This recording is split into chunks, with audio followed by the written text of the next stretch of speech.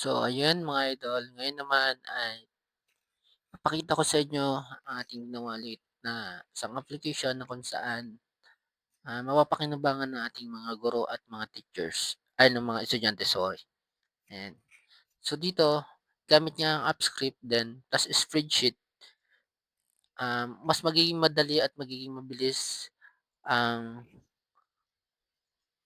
paglalagay ng mga teachers natin sa mga grading system ng ating mga estudyante.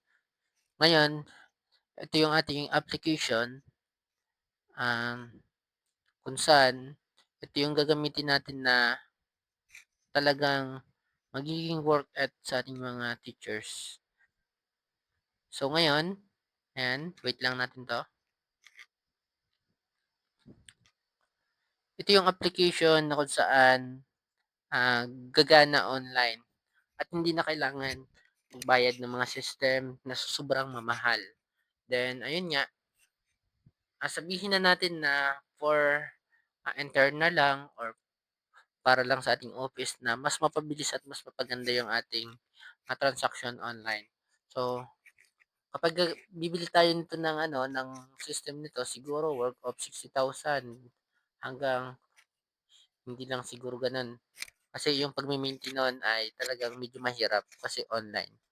Then bibili pa kayo ng sariling domain or, ah, hosting ng inyong website ng inyong application.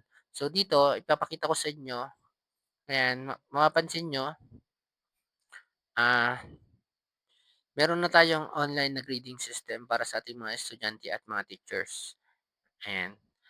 Ito ginawa lang natin, gamit ng AppScript, libre lang din 'to sa Google, then you can search, puwede naman po 'yan. Then plus, meron din tayong spreadsheet, libre din 'to. Lahat 'yan libre, aralin mo lang. So ngayon, ayun nga, kung isa kang programmer para sa'yo 'to or kung kung isa kang teachers para din sa'yo 'to kasi makakatulong 'to sa'yo. Kung estudyante ka, makakatulong din 'to sa'yo. Puwede niyong maging proposed project or thesis 'to, for the long time or halimbawa nag-iisip ka ng mga system, ayan. Dito, gumawa tayo ng isang, application. Halimbawa si Juan, ah, 1, 2, 3, 4, ayan. Ito yung mga LRN. Then teachers, ayan, ito yung teacher's name, kopyahin natin 'to. Halimbawa 'yan, teacher's name, then lagay lang natin yung pangalan niya, then yung password niya 2025.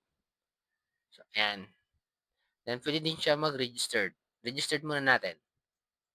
Halimbawa si teachers, ah, ang pangalan niya ay Tanggol, Teachers Tanggol, ayan.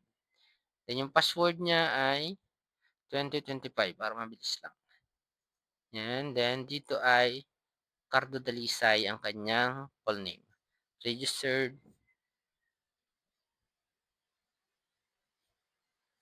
ayan. Ayan, mapapansin niyo, ah, magse-save siya dito. Ito yung kanyang username, si Tanggol, then ang password niya ay 2025 din, ayan, login natin. Once na mag-login 'yan, puwede na siya mag-input ng kanyang, grade sa kanyang estudyante. Halimbawa, si sino yung mga student dito? Ayan, ito si Juan. Ang subject ni Juan kay Mr. Tanggol ay, um, 1, 2, 3, 4, 5, lagyan na lang natin dito ang subject niya ay mathematics. Ayan, first quarter, 85, then submit,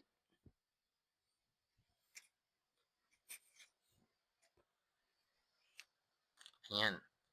Si student 1, 2, 3, 4, 5 puwede niyang i-view ang grades. Ano ba yung mga grades ni student na naka-input, ayan.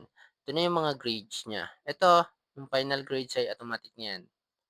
'Yan, clear natin ulit. Then puwede niyo siyang i-download sa mga teachers natin. Then, ayun. Then sa student naman, Halimbawa, si student 1, gusto niyang makita yung kanyang mga grades, ayan, 1, 2, 3, 4, 5, yung LR niya, 1, 2, 3, 4, 5, then password, ayan, lagyan natin ulit, ayan. Dito makikita niyo si Juan, yung mga grades niya ay lalabas na dito, ayan. Then puwede niya na 'tong i-print kung gusto niya ng print copy. So gano'n, gano'n siya kabilis yung, ah, system natin na ginawa. Talagang makakatulong 'to sa mga teachers. Ayan, log out natin. Then ayan, dito po ay may Gemini Pro po tayo. Ayan, may Pro account po tayo, Pro Gemini. Ito po ay nagbebenta po tayo nito ng for only, um, 1,500 for 1 year subscription na po 'yan, ayan. Ito po yung subscription natin, ang ano po niya renew ay September 20, 2026, ayan po. Then may plus 2 TB na po kayong Google Drive.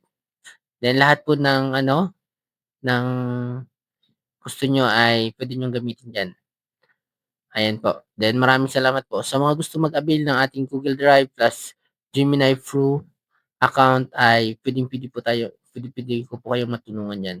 For only ₱1,500 lang po 'yan, 1 year subscription, ayan po. Thank you po sa inyo.